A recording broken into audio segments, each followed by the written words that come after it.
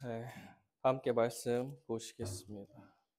오늘 보실 말씀은요, 32장 전체인데요. 32장 전체인데, 어, 우리 24절부터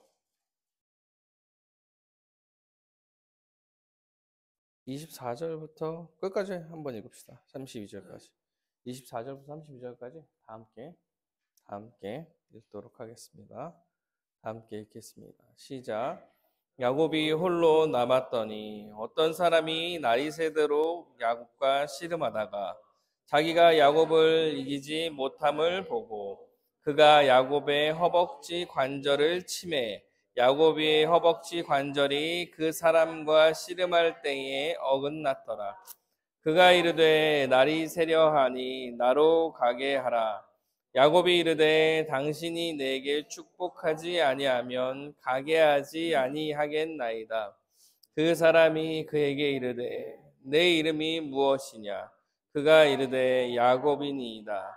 그가 이르되 내 이름을 다시는 야곱이라 부를 것이 아니요 이스라엘이라 부를 것이니 이는 내가 하나님과 및 사람들과 겨루어 이겼음이니라. 야곱이 청하여 이르되 당신의 이름을 알려주소서. 그 사람이 이르되 어찌하여 내 이름을 묻느냐 하고 거기서 야곱에게 축복한지라. 그러므로 야곱이 그곳의 이름을 브니엘이라 하였으니 그가 이르기를 내가 하나님과 대면하여 보았으나 내 생명이 보존되었다 함이더라. 그가 브니엘을 지날 때에 해가 돋았고 그의 허벅다리로 말미암아 절었더라. 그 사람이 야곱의 허벅지 관절에 있는 둔부의 힘줄을 쳤으므로 이스라엘 사람들이 지금까지 허벅지 관절에 있는 둔부의 힘줄을 먹지 아니하니라. 아멘. 창세기 강해를 하고 있습니다.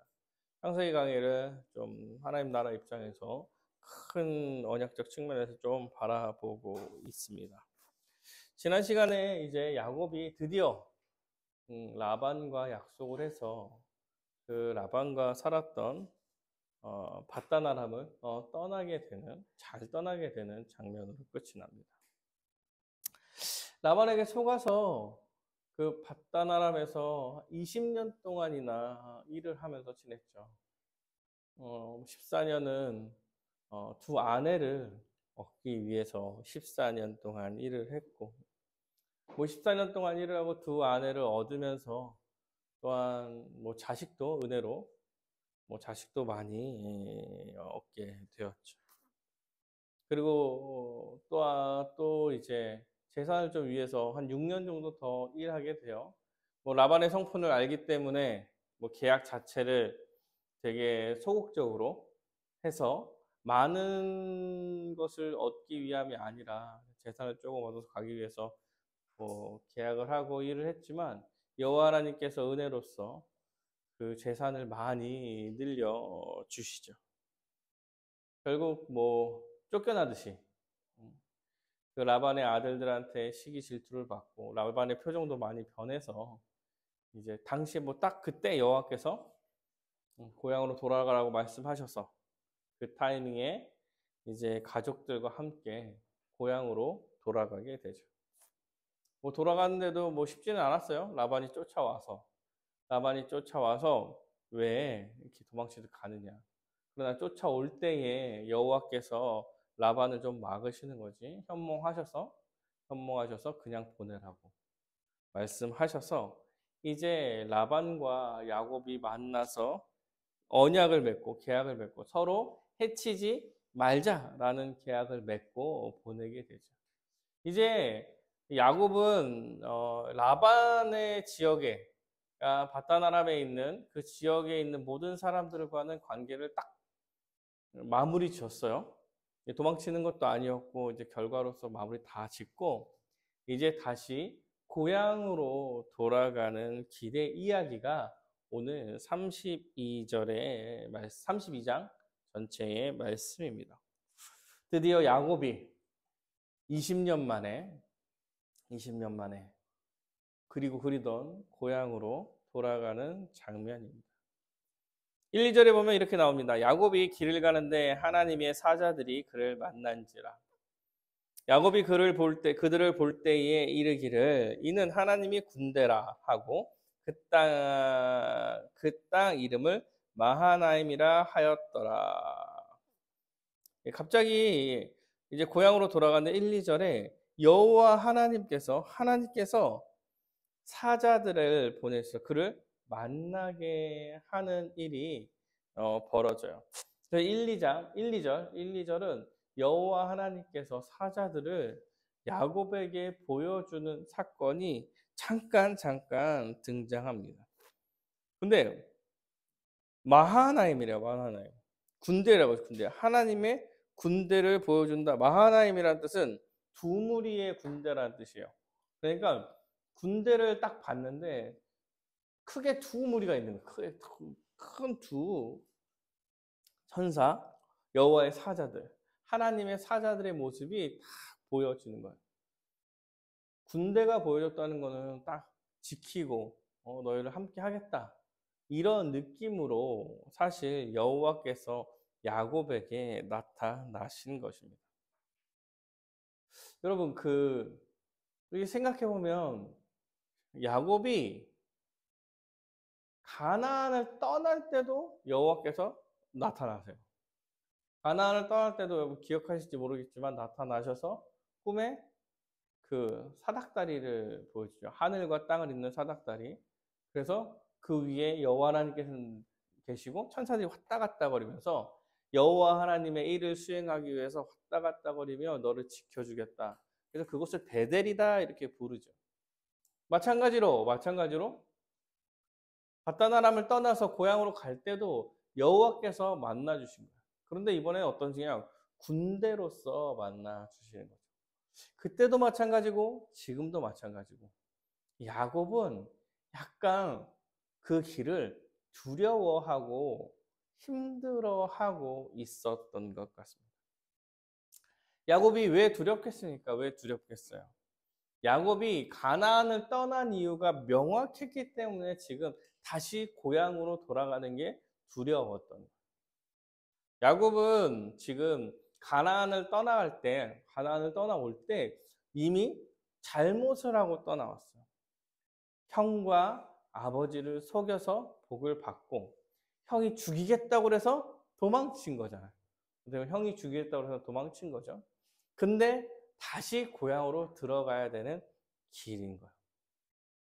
재산이 늘어나서 이제 가는 길에 뭐 어떻게 될까봐 무서웠던 것보다 가서 에서를 만나야 한다는 것이 두렵고 걱정이 되었던 것입니다.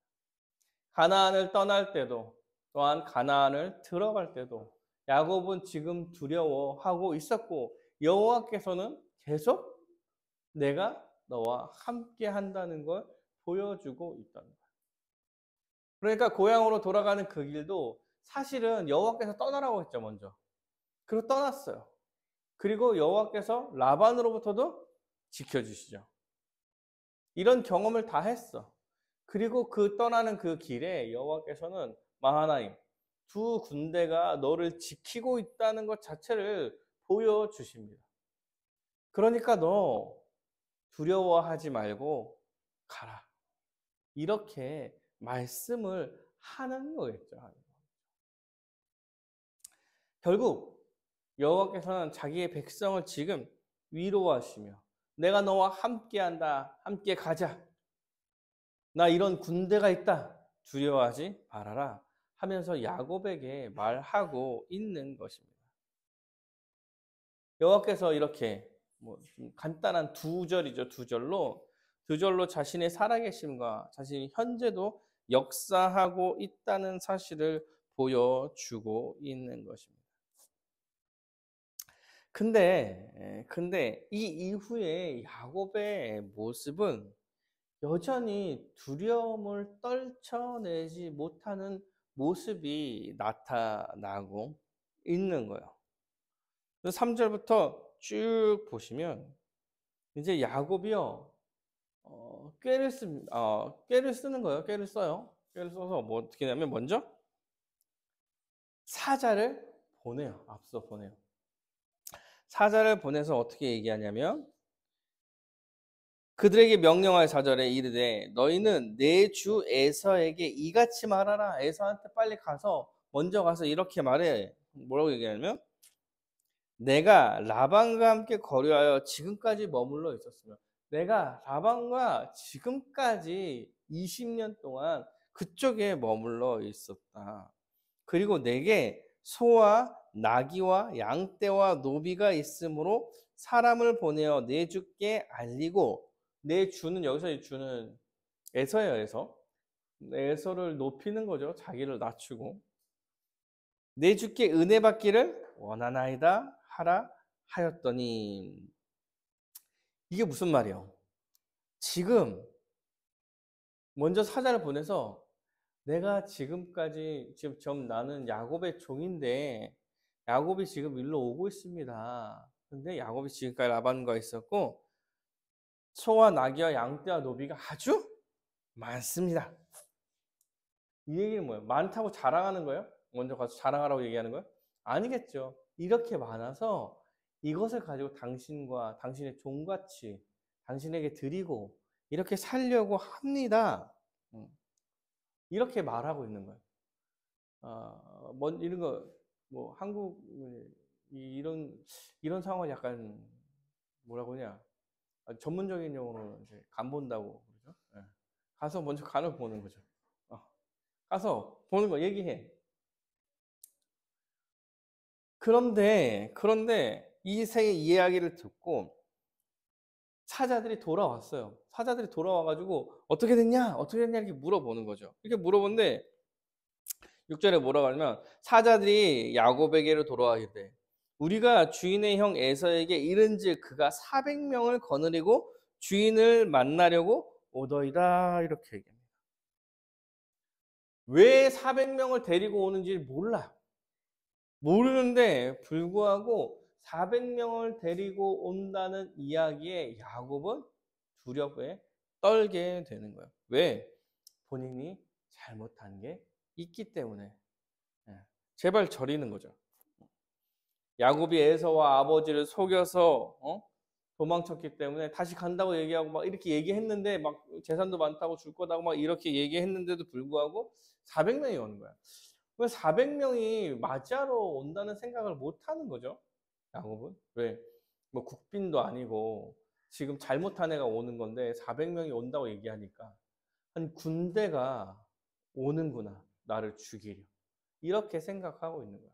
당시에는 족장 사회예요. 여러 부족과 족장들이 모여서 그 동네를 지키기 위해서 연합해서 막 싸우고 막 이런 시대예요.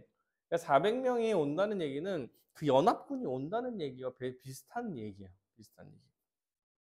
그래서 이렇게 생각하고 있었죠. 야곱이 두려웠습니다. 7절에 이렇게 나오죠. 야곱이 심히 두렵고 답답하여 자기와 함께한 동행자와 양과 소와 낙타를 두 떼로 나누고 이제 두려워서 또 새로운 계획을 세웠어요. 자기의 재산을 두 떼로 나눠요. 그래서 하나를 앞에 보내고 하나를 뒤에 보내죠. 본인은 어디 있어야 돼요? 뒤에 있어야지. 뒤에. 왜?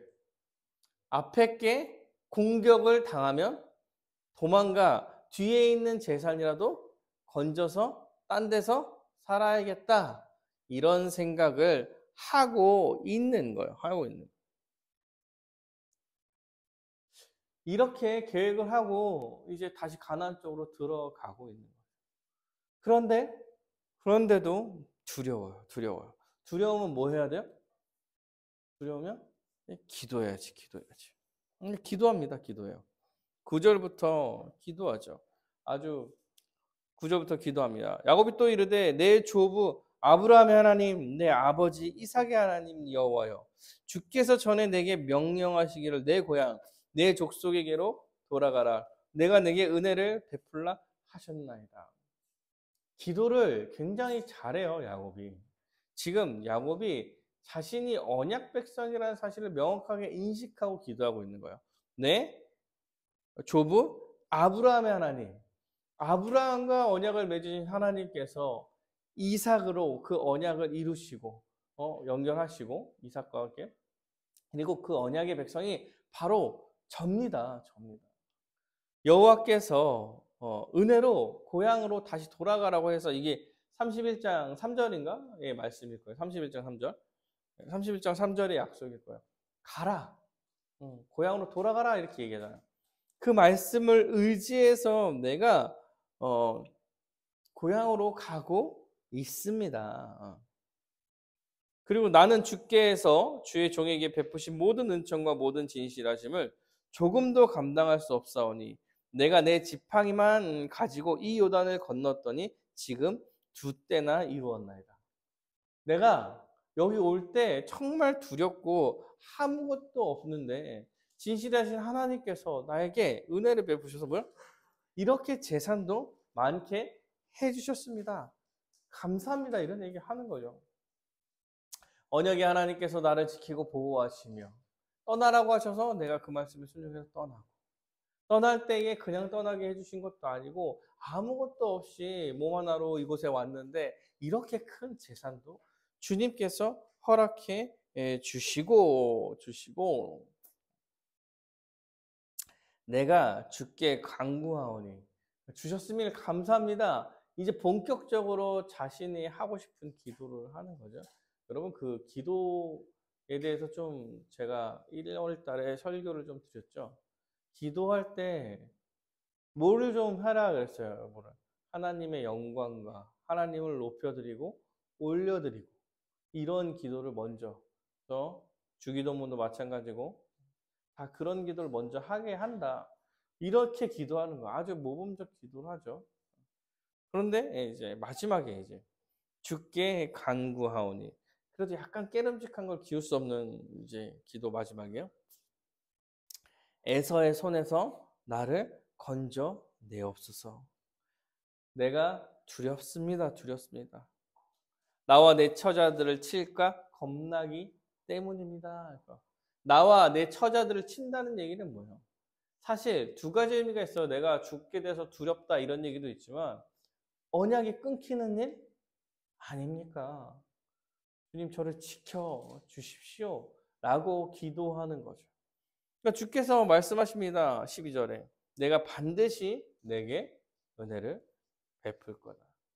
내 씨로 바다에 셀 수 없는 모래와 같이 많게 하리라 하셨나이다. 이거는 지금까지 계속 해왔던 언약의 약속이죠. 내가 네 씨로 셀 수 없는 모래와 같이 많게 하리라. 내 씨로 셀 수 없이 모래와 같이 많게 하리라. 야곱의 씨로 이렇게 많게 하려면 어떻게 해야 돼요? 야곱을 죽이면? 안 되겠죠. 야곱과 야곱의 가족들을 죽이면 안 되는 거죠.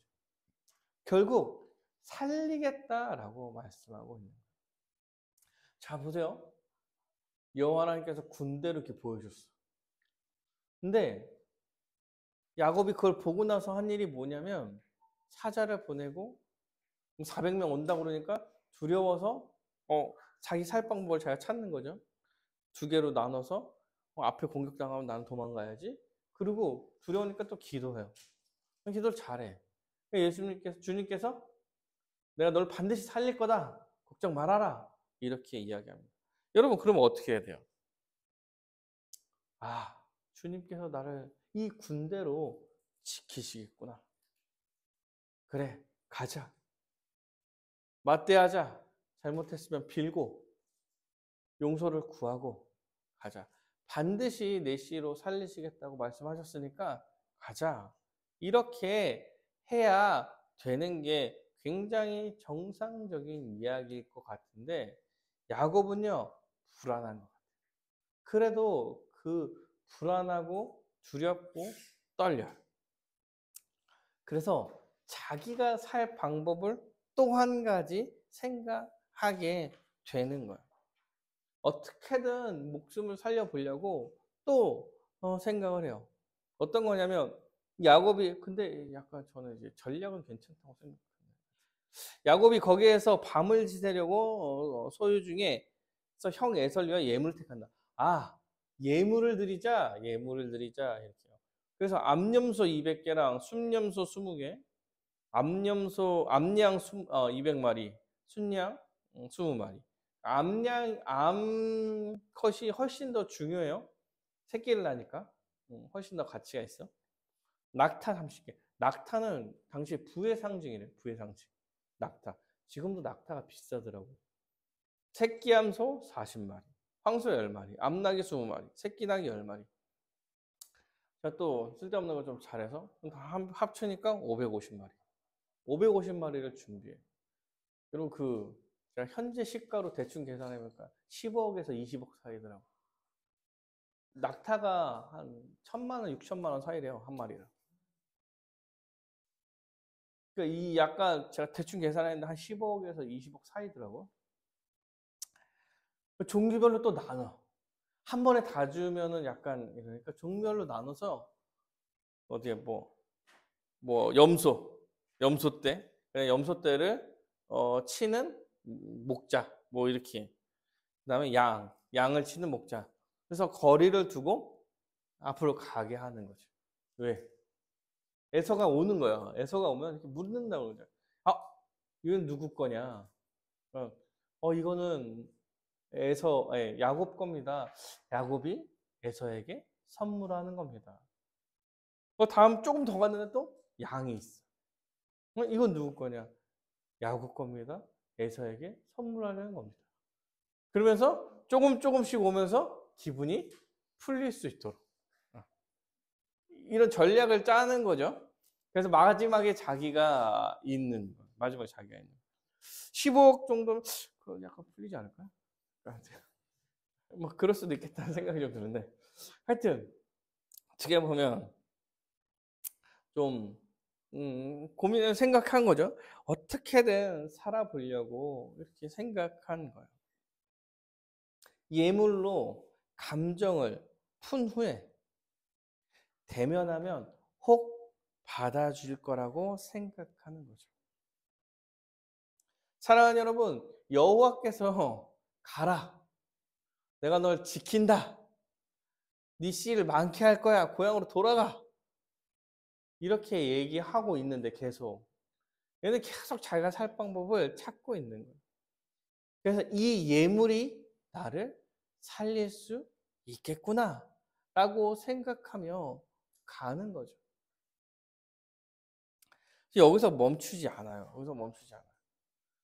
아직 불안하고 두려워요. 아직 불안하고 두려워서 21절에 예물을 그의 앞서 보내고 그는 무리 가운데서 밤을 지새다가 밤에 일어나서 어떻게 하냐면 두 아내와 두 여종과 11 아들을 인도하여 압복나루를 건널세 그들을 인도하여 시내를 건너가게 하고 그의 소유도 건너가게 하고 자기는 홀로 남았더라. 이렇게 다 보내고 자기는 남았어. 왜? 겁나거든. 처자식은 죽어도 자기는 안 죽겠다. 아까 이런 마인드 아닌가? 이런 생각으로 보내는 거야. 그러니까 야곱이 홀로 남았다는 얘기는 지금 여전히 두려워하고 있는 거야. 그렇게 계획을 해서 200마리, 550마리를 줄 서서 좀 간격을 넣어서 보내면서 애석 겁니다. 이렇게 얘기하면서 기분을 풀어드리려고 했지만 그럼에도 두렵고 떨리는 거야. 그래서 거기를 못 건너. 여기까지가 아주 큰 흐름의 이야기인 거죠. 천사를 군대로 보여주고 씨를 많게 하겠다고 약속도 하시고 근데 계속 여러 가지 방법을 쓰는 거야. 사자도 보내고 재물도 많다고 얘기도 한번 해보고 뭐 두 대로 나눠서 앞에가 공격당하면 도망가야지도 해보고 줄을 세워가지고 또 해보고 어떻게든 자기가 살아야 되는 생각과 방법을 궁리하면서 나아가는 거죠. 왜요? 두려운 거예요. 두려운 거예요. 목숨이 목숨을 잃을까 봐 두려운 거죠. 이런 상황에서 갑자기 어떤 사람이 등장하고 굉장히 유명한 이제 약복강 씨름 사건이 나타나는 거예요. 이런 흐름 가운데서 약복강의 씨름 사건이 나타납니다. 오늘 본문의 아주 하이라이트고 이 본문을 잘 설명을 잘 제가 해드려야 되는데 잘 들으십시오. 잘 들으십시오. 개떡같이 얘기해도 찰떡같이 들을 수 있는 그런 얘기를 들으셔요. 왜냐하면 이 본문이 한국교회 약간 잘못된 방향으로 설교가 되어진 경우가 많았어요.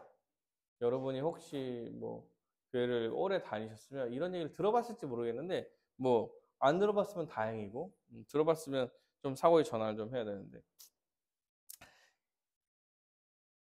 24절부터 28절까지 읽어보면 야곱이 홀로 남았더니 어떤 사람이 날이 새도록 야곱과 씨름하다가 날이 새도록 야곱과 씨름을 해요. 자기가 야곱을 그 사람이 이건 어떤 사람이죠? 어떤 사람이 야곱을 이기지 못함을 보고 그가 야곱의 허벅지 관절을 치매 야곱의 허벅지 관절이 그 사람과 씨름할 때 어긋났더라. 그가 이르되 날이 새려하니 나로 가게 하라. 여기 그는 어떤 사람이겠죠? 야곱이 이르되 당신에게 축복하지 아니하면 가게 하지 아니하겠나이다. 그 사람이 그에게 이르되 내 이름이 뭐냐? 야곱이니이다.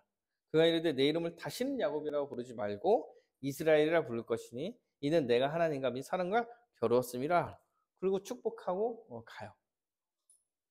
이 얘기인데 여러분 이거를 이제 어떤 사람과 야곱이 씨름하는 것을 기도하는 거라고 표현을 합니다. 그래서 이게 여호와 하나님과 기도하는 거예요. 기도를 열심히 해요.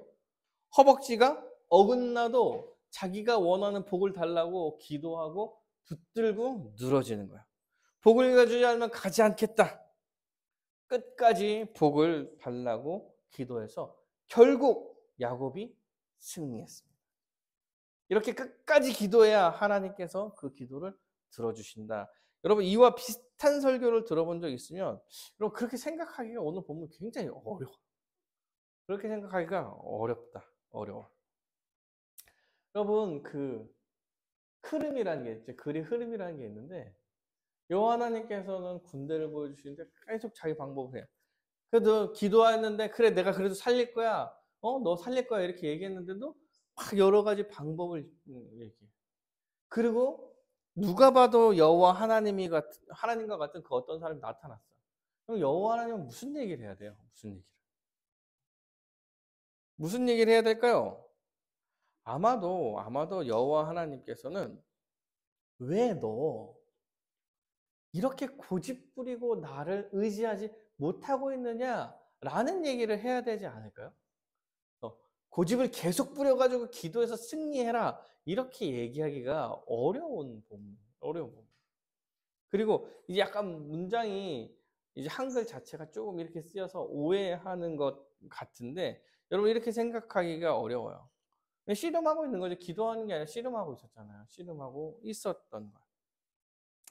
문맥을 살펴본다면 지금 여호와께서 야곱의 고집을 꺾고 야곱의 모습, 네 모습을 직면하게 보여주면서 그 고집을 꺾고 나를 의지하면서 살아라 라고 이야기를 하고 싶은 얘기입니다. 좀 살펴볼게요. 그러면 어떤 사람이 갑자기 야곱과 씨름을 하기 시작합니다. 그럼 진짜 씨름을 한 건 아니겠죠. 여러분 씨름이라고 생각하면 이제 우리나라 씨름은 삿바잡고 이렇게 해야 되잖아. 이게 한국식 표현이겠죠. 한국식 표현. 아마도 맞대응하고 대치하면서 싸움이 벌어진 거예요. 싸움이 벌어졌겠죠. 야곱은 자기 이름답게 갑자기 들어온 싸움을 맞대응하면서 버티고 이기려고 하고 있는 거예요. 야곱이 버티고 이기려고 하니까 어떻게 해요? 그 사람이요? 허벅지 관절뼈를 쳐서 어긋나게 해요. 여러분 허벅지 관절뼈 옛날에 환도뼈라고 얘기했는데 환도뼈가 이쪽에 있는 뼈, 엉덩이에 있는 뼈. 엉덩이에 있는 뼈예요. 여기 뼈가 부러진 거야. 사랑하는 여러분, 힘을 쓸 수가 없어요. 쓸 수가 없어요. 힘을 쓸 수가 없습니다. 환도뼈가 부러지면서 진 거예요, 이미. 이미 진 상태입니다. 근데 날이 샜어요. 날이 셀 때까지 버틴 거야. 날이 셀 때까지 버텨서 환도뼈를 치고, 이 사람은 힘을 쓸 수가 없는 상태에서 표현을 이렇게 했어요. 그가 이르되 날이 새려니 나로 가게 하라. 이거는 이제 가겠다 이런 얘기 하는 거예요.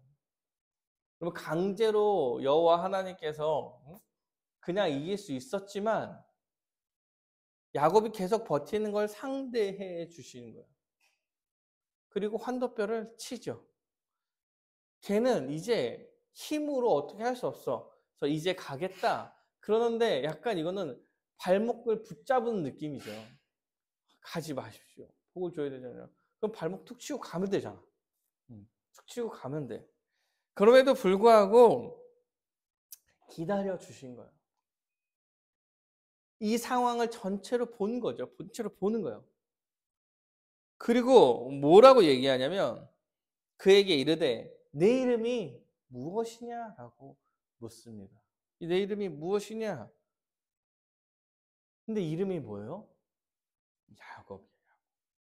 사랑하는 여러분, 당시에 구약시대의 이름은 단순히 이름을 이야기하는 게 아니라 그의 본질적 삶에 대한 문제를 제기하고 있는 거예요.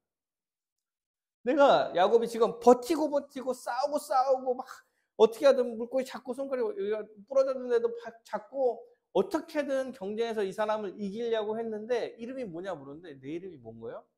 야곱입니다. 야곱이 뭐냐면 야곱의 처음 뜻이 뭐였어요? 발꿈치를 잡고 나온 거예요. 왜?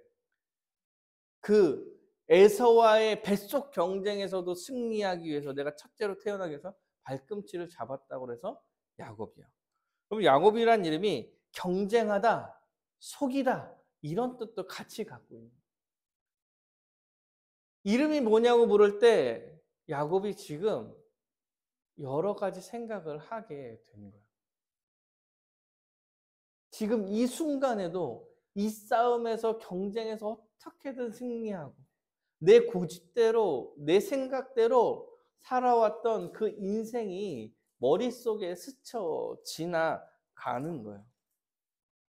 여호와 하나님께서는 이 씨름하고 이름을 묻는 것을 통해서 지금 야곱에게 말하고 있는 거예요. 너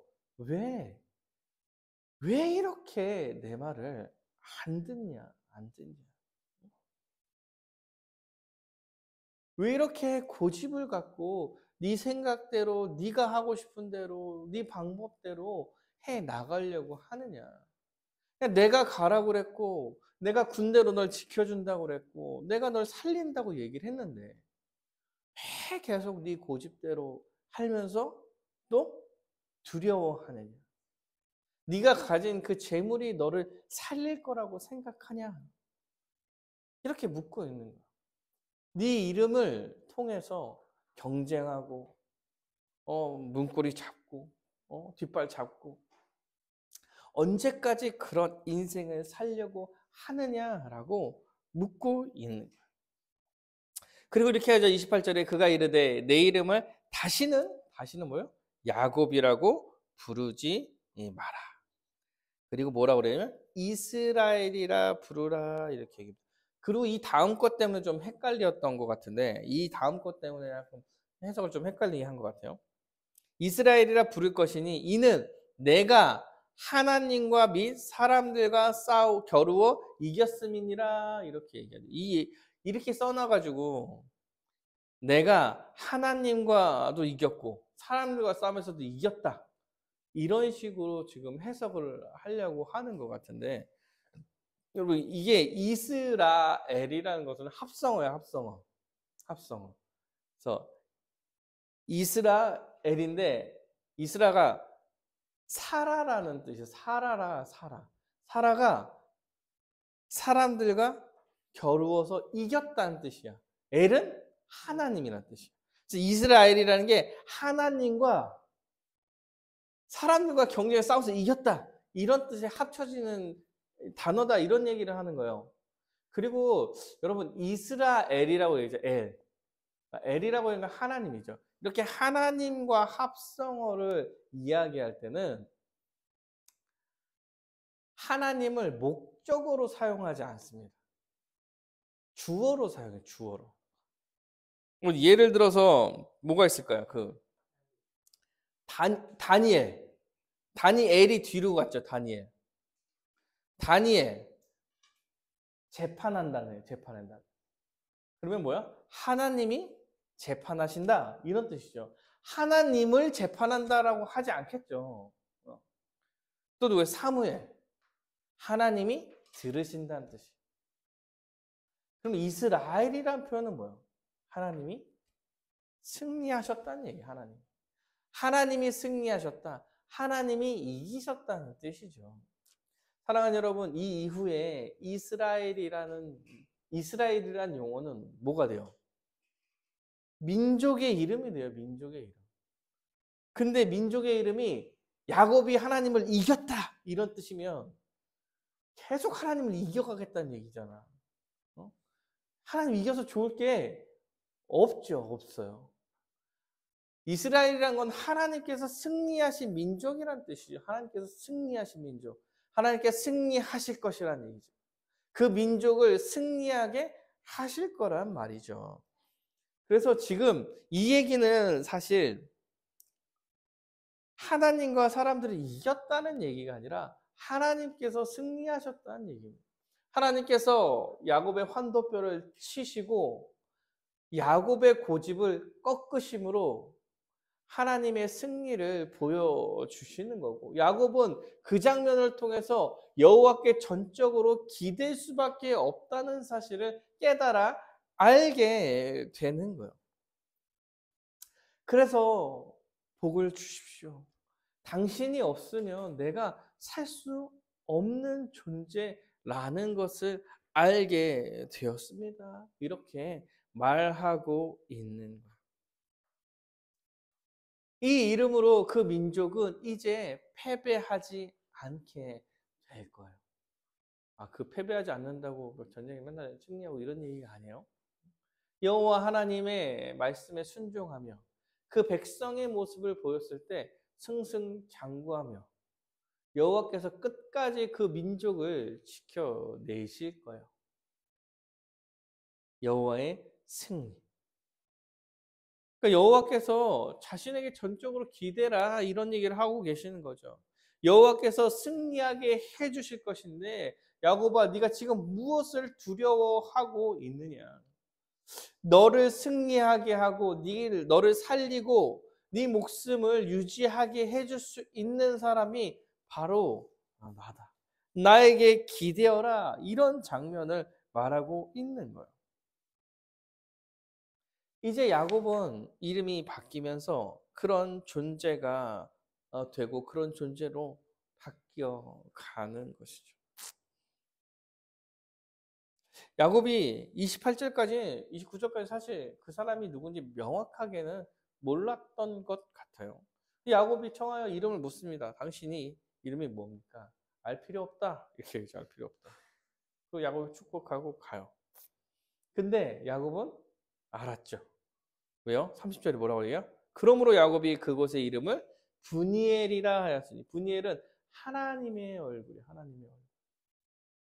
브니엘이라 하였으니 그가 이르기를 내가 하나님과 대면하여 보았으나 내 생명이 보존되었다 합니다. 은혜죠, 은혜. 여러분, 하나님과 대면하면 어떻게 되는 거예요? 죽는 거예요, 죽는 거. 하나님과 대면하면 죽는 겁니다. 죽는 거. 하나님과 대면할 수 없는 자죠. 죄악 가운데 물들어 하나님과 대면할 수 없는 자죠. 그래서 구약시대는 전통적으로 하나님을 만났을 때 하나님이 영이시기 때문에 막 모양으로 만들어지지 않아요. 막 땅이 흔들리고 막 어떤 타지 않는 불빛이 있고 막 거룩한 곳이니 걷지 마, 신발을 벗고 하라, 무릎 꿇어라, 엎드려라 막 이렇게 얘기하잖아요. 하나님이랑 대면할 수 없어요. 그래서 아마도 여호와 하나님께서 자신의 이름을 안 알려주신 게 아닌가 싶어. 이건 제 생각이에요. 혼자 추측인데. 여호와 하나님께서 그 이름을 얘기하는 순간 죽을까 하여 알려주시지 않고 그가 깨달아 은혜를 입었구나. 여호와 하나님께서 야곱을 맞대했지만 살려주시는 거예요. 살려주셨고 언약 백성의 위치를 알려주심으로써 이제 야곱은 환도뼈가 나가서 절름발이로 걷게 되겠죠. 여러분 절름발이로 걸으면서 야곱은 이제 계속 여호와와 씨름한 장면을 기억하게 될 것입니다. 그래서 여호와께서 계시는구나. 여호와께서 승리하시겠구나. 32절에 그 사람이 야곱의 허벅지에 관절이 있는 둔부의 힘줄을 치셨으므로 이스라엘 사람이 지금까지도 허벅지 관절에 있는 둔부의 힘줄을 먹지 아니하더라. 야곱에게 일어났던 일을 지금까지도 기억하겠다 이런 거예요. 먹지 않는다는 얘기는 골라내야 된다는 얘기잖아. 기억한다 아니야, 기억한다. 기억하겠다. 지금까지도 그 힘줄을 먹지 않으며 기억하고 있는 거예요. 여호와 하나님께서 승리하실 것이다라는 거죠. 사랑하는 여러분, 야곱의 인생을 보면서 좀 적용하고 생각을 해보려고 해요. 저희가 어제 막 고민을 좀 해봤습니다. 근데 야곱의 모습이 굉장히 우리의 모습이라 되게 닮아 있지 않나 생각해봐요. 자신의 욕심이나 아니면 욕망, 나만을 위한 삶으로 인해 두려움과 불안감을 가지고 살아갑니다, 우리가. 그리고 기도를 해요. 기도를 하지만 여전히 의지하지 않고 자신의 생각대로 두려움 속에서 여전히 살아가는 우리의 모습을 좀 생각할 수 있는 것 같아요. 여러분, 우리는 그래도 야곱보다 나아요. 야곱보다 나아요. 왜? 우리는 그 언약의 성취 이후에 이미 하나님 나라의 백성으로 들어와 있는 자이므로 어떻게 보면 그 야곱보다 낫습니다. 사랑하는 여러분, 우리가 어떻게 산다고 하더라도 여호와 하나님께서는 우리를 지켜 보호하실 거예요. 우리는 이미 예수 그리스도의 십자가의 은혜로 인해서 죄에 대한 형벌의 문제를 다 해결했고 영원한 삶에 들어간 자들이라는 거예요. 그러니까 우리에게 이미 주어진 복은 이 세상의 어떠한 가치보다 더 큰 삶의 가치를 중심에 잡고 살아간다는 얘기를 하고 있는 거죠. 그러니까 내 상황과 내 사회적 삶이 어떠한 모습을 갖는다 하더라도 우리에게 주어진 구원의 모습과 무구원의 모습에 영향을 미칠 수 없다고 말하고 있는 거예요. 내 개인의 어떤 것이 이루어지든 이루어지지 않든 예수 그리스도의 십자가의 은혜로 믿음으로 나에게 주어진 그 영생의 문제가 영생이 해결된 게 영생으로 들어가 있는 우리가 다시 죄악 가운데 살아갈 일이 없게 된다고 말하고 있는 거예요. 그러니까 여호와 하나님께서는 신자와 교회를 지키고 보호하시며 언제나 함께 하실 거라는 거예요. 이것을 믿고 사는 것이 신자인 거죠. 사랑하는 근데 여호와 하나님께서 우리를 지키고 우리를 보호하신다는 게 우리가 하는 모든 일이 다 잘 된다고 이야기하는 얘기가 아니야. 여호와 하나님께서 신자를 지키고 보호하신다는 얘기는 하나님 나라에서 제외하지 않는다고 이야기하는 거예요. 그 얘기는 우리가 사회에서 어떠한 조건을 가진 자라 하더라도 우리를 버리지 않으실 거란 얘기를 하는 거예요. 우리가 취업을 못하든 공부를 못해서 대학을 잘 못 가든 잘해서 잘 가든 승진을 하든 못하든, 응? 부동산이 많아서 부자든 아니든 우리는 그런 것과 상관없이 영생을 받은 자로서 살아간다는 거예요. 사랑하는 여러분, 그러한 사회적 어떠한 가치들이 우리의 목숨을 살려내지 않는다고 얘기를 하는 거예요. 우리의 영생의 문제를 해결해낼 수 있는 것들이 아닌 거예요, 그런 것들이. 그런데 우리가 여전히 그런 것들 때문에만 두렵고 불안해하면서 살아가고 있는 거죠. 여호와께서 우리를 구원하시고 우리와 함께 하시고 십자가 사건으로 인하여서 우리가 이미 구원받았다라는 사실을 갖고 있음에도 불구하고 마치 우리가 그런 삶을, 우리의 그런 구원의 삶을 받지 못한 자처럼 여전히 사회적 어떠한 것에 의해서 휩쓸려 두렵고 떨림으로 살아가는 거예요. 그래서 그런 것을 얻으면 세상을 다 얻는 거죠.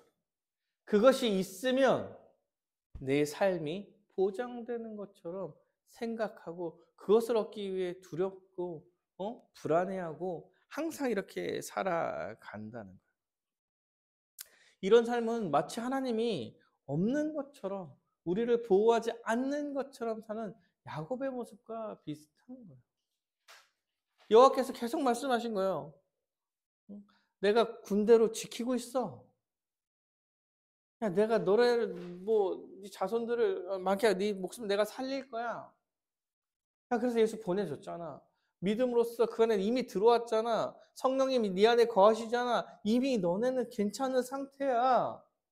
근데 왜 여전히 두려워하고 불안해하고 살아가고 있냐라고 지금 말하고 있는 거예요.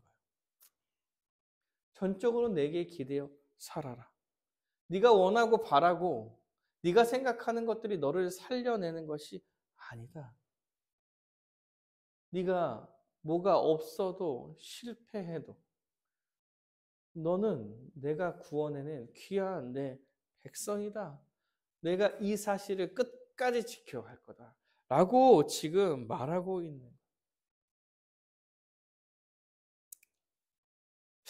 우리가 경험하는 세상의 어떤 것들은 사실 지나면 정말 아무것도 아닌 일이죠. 뭐 우리 대표적인 게 남자들한테 군대 아니에요. 갈 때 썩을 얼굴로 들어가도 10년 지나면 웃으면서 얘기하는 일들이죠. 어떤 큰 일도 사실 이게 안 되면 죽을 것 같아 보이지만 사실은 그렇지 않은 거예요. 어떠한 것도 우리를 무너뜨려 살아가게 할 수 없다는 것입니다. 어떠한 것도 주 예수 그리스도의 십자가의 은혜로 받은 복음을 떠나게 할 수 없다라고 말하고 있는 거예요.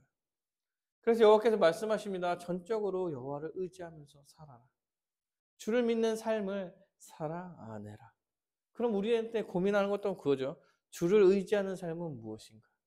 그러면 현실의 삶을 버려야 되나? 아니죠. 아니죠. 현실을 열심히 살아야지. 열심히 살아야죠. 근데 너무 그것에 두렵고 떨림으로 그게 안 되면 마치 내 인생이 끝나는 듯이 생각할 필요가 없다고 말하는 거예요. 현실을 성실히 살아가야 하죠. 성실히 살아가고 열심히 돈을 벌어서 내가 먹을 것을 내가 벌어서 살아가는 게 맞죠. 맞아요. 그런데 너무 그것에 매여 두렵고 그것 때문에 내 인생 전체가 막 변화되는 그런 삶을 살지 말라고 이야기하는 거예요. 여러분을 의지하는 삶은 어떤 거냐? 여러분을 의지하는 삶은 어떤 거냐? 그래도 그 누구야? 야곱은 여호와께서 직접 말씀하셨는데 우리는 직접 또 말씀하시지 않잖아요. 이미 얻은 거기 때문에. 그러면 어떻게 분별합니까? 어떻게 분별합니까? 사랑하는 여러분, 분별을 어떻게 하냐고 알려줘야지 아십니까? 여러분 그러면은 이미 알려줘야 안다고 생각하면 여러분 인생과 삶과 믿음을 다시 한번 생각해 보셔야 돼요. 왜냐하면 예수를 믿는다는 건 뭐냐면 예수를 믿고 예수 안에 거하여 산다는 거죠. 예수 안에 거하여 살 때 예수 안에 들어가는 거는 성령으로 인하여서 들어가는 거죠. 내 안에 성령님이 거하시고 성령님께서 함께 하신다는 거예요.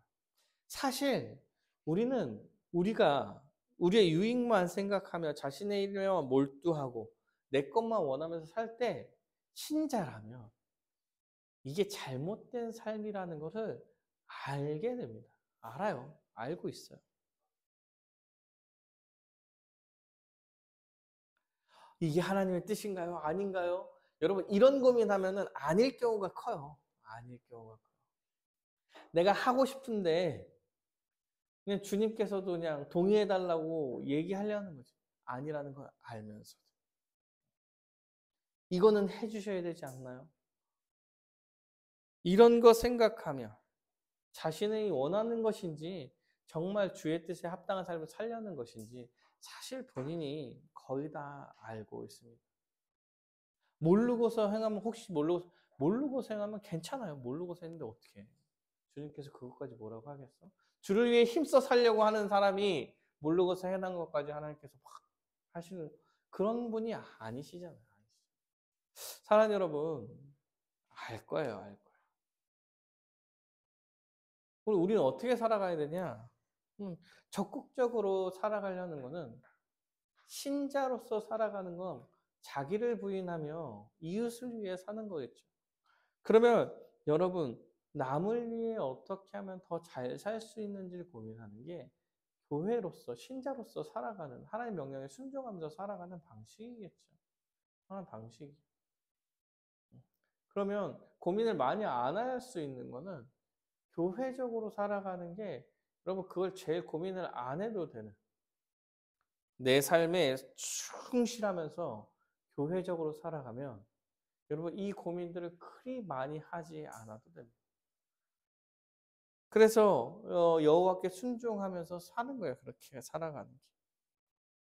단순히 친하게 살아가는 게 아니라 자신이 유익하지 않아도 자신이 얻는 게 없어도 다른 사람을 위해서 또한 교회를 위해서 살아갈 수 있는 노력을 하면서 살아가는 것. 이것이 신자로서 여호와를 전적으로 의지하면서 살아가는 것입니다. 왜요? 그렇게 살 때 안 될 것 같거든. 나는 이렇게 포기하는데 이래도 살 수 있나? 아니요, 살 수 있다고 얘기를 여호와께서 교회가 함께 그렇게 살아가라고 이렇게 새 생명, 새 언약을 허락해 주신 거죠. 새 언약의 교회가 생기는 거죠. 그래서 우리가 여호와를 전적으로 의지하면서 산다. 그러면 세상의 어떠한 일에 고민을 약간 버리고 더 교회적으로 살면 그것이 전적으로 주님을 의지하면서 살아간다는 사실을 여러분 기억하면 좋을 것 같습니다. 완벽하게 두려움 없이 살 수는 없을 거예요. 세상에서 살아갈 때 여러 가지 일들에 부딪히는데 그럴 수 있겠죠. 그럴 때에도 여호와를 기억하고 이미 여호와의 복을 받은 자라는 사실을 기억하면서 살기를 원합니다.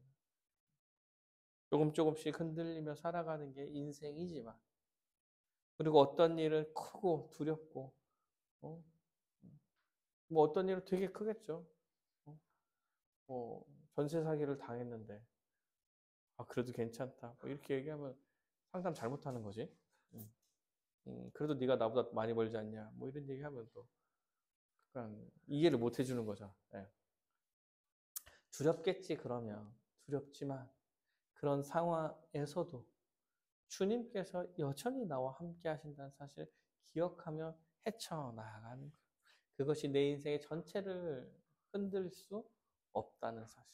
어떠한 사건이 흔들 수 없다는 사실을 기억하며 그때 잠깐 두렵고 떨 수 있겠지만 그래도 힘써 주님을 의지하며 이겨나갈 수 있는 성도들 그리고 교회가 되시기를 간절히 바라겠습니다.